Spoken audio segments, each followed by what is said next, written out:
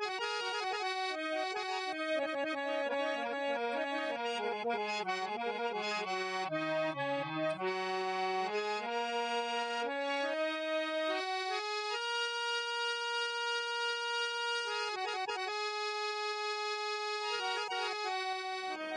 महाकाल जी की दोस्तों, आज चर्चा करते हैं मकर लग्न की, जिसके स्वामी होते हैं शनिदेव जी। और शनिदेव जी का रत्न होता है नीलम। यह मैं आपको पहले भी बता चुका हूँ। और शनिदेव जी के रत्न के साथ और कौन कौन से रत्न धारण करने चाहिए वो भी आज आपको बताने जा रहा हूँ। तो आइए सबसे पहले लग्नेश की ही बात करते हैं। जो मकर लग्न के स्वामी हैं वो शनिदेव जी है, यानी लग्नेश है। तो शनिदेव जी अगर आपके लग्न में विराजमान हो तो यहाँ आप नीलम धारण कर सकते हैं। शनिदेव जी यदि आपके दूसरे भाव में विराजमान हो, यहाँ भी आप नीलम धारण कर सकते हैं। और शनिदेव जी आपके तीसरे स्थान में विराजमान हो, यहाँ आप नीलम धारण ना करें। और शनिदेव जी यदि आपके चौथे स्थान में विराजमान हो, यहाँ भी नीलम धारण ना करें। अब बात करते हैं पंचम स्थान की। यदि शनिदेव जी पंचम स्थान में विराजमान हो तो यहाँ भी आप शनिदेव जी का रत्न नीलम धारण कर सकते हैं। और शनिदेव जी यदि छठे स्थान में विराजमान हो, यहाँ भी आप शनिदेव जी का रत्न नीलम धारण ना करें। शनिदेव जी यदि सप्तम स्थान में विराजमान हो, यहाँ आप शनिदेव जी का रत्न नीलम धारण कर सकते हैं। और शनिदेव जी यदि अष्टम स्थान में विराजमान हो, यहाँ आप नीलम धारण ना करें। और शनिदेव भाग्य भाव में विराजमान हो, यहाँ भी आप नीलम धारण कर सकते हैं। और शनिदेव जी यदि आपके दसम भाव में विराजमान हो, यहाँ आपके शनिदेव जी उच्च के हो जाएंगे, यहाँ आप नीलम धारण कर सकते हैं। और शनिदेव जी यदि आपके एकादश भाव में विराजमान हो, यहाँ आप नीलम धारण कर सकते हैं। और शनिदेव जी यदि आपके द्वादश भाव में विराजमान हो, यहाँ आप शनिदेव जी का रत्न नीलम धारण ना करें। तो दोस्तों, ये तो होगी लग्नेश के रत्न नीलम की बात। तो इसके साथ और कौन कौन सा रत्न धारण करना चाहिए उसके बाद बात करते हैं पंचमेश की दोस्तों, जिसके स्वामी है शुक्रदेव जी। और शुक्रदेव जी किन किन भाव में कर सकते हैं या नहीं कर सकते वो आपको आज बताने जा रहा हूँ। अगर मकर लगन में आपके शुक्रदेव जी लगन में ही विराजमान हो तो यहाँ आप शुक्रदेव जी का रत्न डायमंड धारण कर सकते हैं। और शुक्रदेव जी यदि दूसरे स्थान पर विराजमान हो, यहाँ भी आप शुक्रदेव जी का रत्न धारण कर सकते हैं। और शुक्रदेव जी यदि आपके तीसरे स्थान में विराजमान हो, यहाँ आपके शुक्रदेव उच्च के हो जाएंगे, पर फिर भी यहाँ पर शुक्र का रत्न धारण ना करें।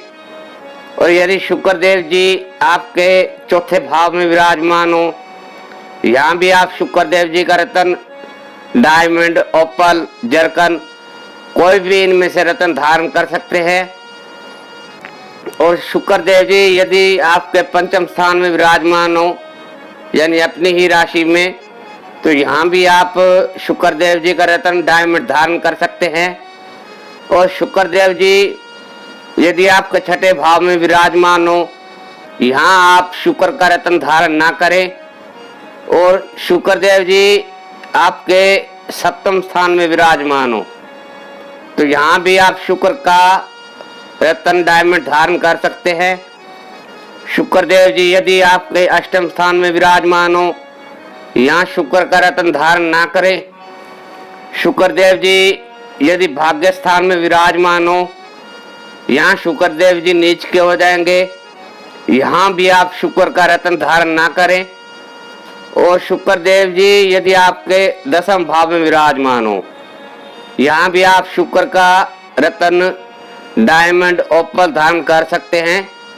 और शुक्र देव जी यदि आपके एकादश भाव में विराजमान हो, यहाँ भी आप शुक्र का रत्न डायमंड धारण कर सकते हैं। और अब बात करते हैं दोस्तों द्वादश भाव की। यदि शुक्र देव जी आपके द्वादश भाव में हो तो यहाँ आप शुक्र का रत्न धारण ना करें। तो दोस्तों ये तो होगी पंचमेश के रत्न की बात। अब बात करते हैं भाग्येश के रत्न की। भाग्य के स्वामी हैं मकर लगन में बुध देव जी, और बुध देव का रत्न होता है पन्ना। वो किन भाव में धारण करें, किन भाव में धारण न करें, आइए आपको बताने जा रहा हूं। अगर आपके बुध देव जी लगन में विराजमान हैं तो यहाँ आप पन्ना बेहिचक धारण कर सकते हैं। और यदि आपके बुध देव दूसरे स्थान में विराजमान हो तो यहाँ भी आप बुध देव का रत्न पन्ना धारण कर सकते हैं। बुध देव जी यदि आपके तीसरे स्थान में विराजमान हो, यहाँ आपके बुध नीच के हो जाएंगे। यहाँ आप बुध का पन्ना धारण ना करें। यदि आपके बुध देव चौथे स्थान में विराजमान हो, यहाँ भी आप बुध का रत्न पन्ना धारण कर सकते हैं। और दोस्तों अगर बुध देव जी आपके पंचम स्थान में विराजमान हो, यहाँ भी आप बुध का रत्न पन्ना धारण कर सकते हैं। और बुध देव जी यदि आपके छठे स्थान में हो, छठे स्थान का रत्न भी धारण ना करें। और यदि बुध देव जी आपके सप्तम स्थान में विराजमान हो, यहाँ आप बुध का रत्न पन्ना धारण कर सकते हैं। बुध देव जी यदि आपके अष्टम भाव में विराजमान हो, यहाँ आप बुध का रत्न पन्ना धारण ना करें। और यदि बुध देव भाग्य भाव में विराजमान हो तो यहाँ बुध देव जी उच्च के हो जाएंगे। यहाँ बुध देव का रत्न पन्ना धारण कर सकते हैं। और बुध देव जी यदि आपके दसम भाव में विराजमान हो तो यहाँ भी आप बुध का रत्न पन्ना धारण कर सकते हैं। और बात करते हैं एकादश भाव की। यदि आपके बुध देव जी एकादश भाव में विराजमान हो तो यहाँ भी आप बुध का रत्न पन्ना धारण कर सकते हैं। और यदि बुध देव जी आपके द्वादश भाव में विराजमान हो, यहाँ आप बुध का रत्न धारण ना करें, बल्कि बुध देव जी के पाठ पूजन करें।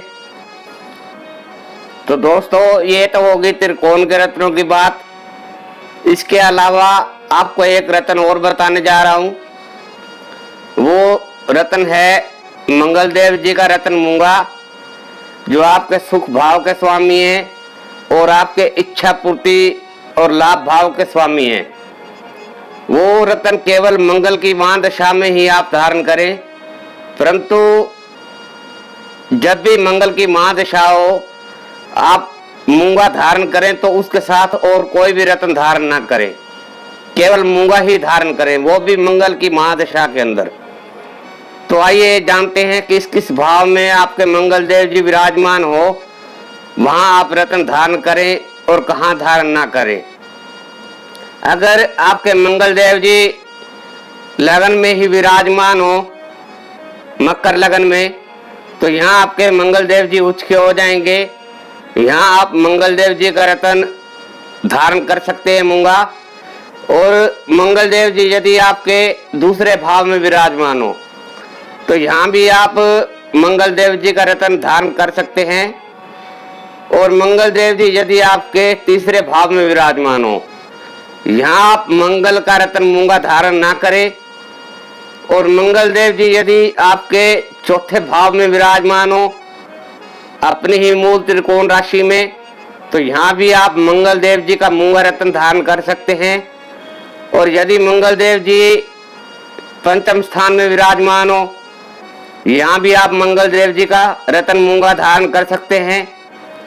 और मंगल देव जी यदि आपके छठे स्थान में विराजमान हो तो यहाँ आप मंगल का रत्न धारण ना करें। और इसके बाद बात करते हैं दोस्तों सप्तम स्थान की। यदि आपके मंगल देव सप्तम स्थान में विराजमान हो, तो यहाँ आप मूंगा धारण ना करें। यहाँ मंगल देव नीच के हो जाएंगे। और उसके बाद बात करते हैं अष्टम भाव की। यदि मंगल देव जी अष्टम भाव में विराजमान हो, यहाँ भी आप मूंगा धारण ना करें। और यदि मंगल देव जी आपके भाग्य भाव में विराजमान हो, तो यहाँ भी आप मंगल देव जी का रत्न मूंगा धारण कर सकते हैं। मंगल देव जी यदि आपके दसम भाव में विराजमान हो, यहाँ भी आप मंगल का रत्न मूंगा धारण कर सकते हैं। और मंगल देव जी यदि आपके एकादश भाव में विराजमान हो, यहाँ भी आप मंगल देव जी का रत्न मूंगा धारण कर सकते हैं। और यदि मंगल देव जी आपके द्वादश भाव में विराजमान हो, यहाँ आप मंगल का रत्न मूंगा धारण ना करें, मंगल के पूजन पाठ करें। और इसके अलावा दोस्तों, रत्न तो मैंने आपको बता दिए, फिर भी कुंडली के अंदर बहुत सारी चीजें देखनी होती हैं। नवमास कुंडली, दसमास कुंडली, गोचर के हिसाब से और भी बहुत सी अन्य चीजें देखनी होती है, नक्षत्र भी देखने होते हैं। तो वो आपको केवल आपका विद्वान ही बता सकता है। आपके नजदीक जो भी विद्वान लगता है, आपको जिस भी विद्वान पर विश्वास है, आप अपनी जन्म कुंडली का विश्लेषण करवाए बगैर कोई भी रत्न चार्ट के अनुसार, मेरी वीडियो के अनुसार या कहीं और से, मतलब आपने जैसे इंटरनेट पे देखा उसके अनुसार कोई भी रत्न धारण ना करें। रत्न फायदे के बजाय नुकसान भी कर सकते हैं। जय मां काल जी की।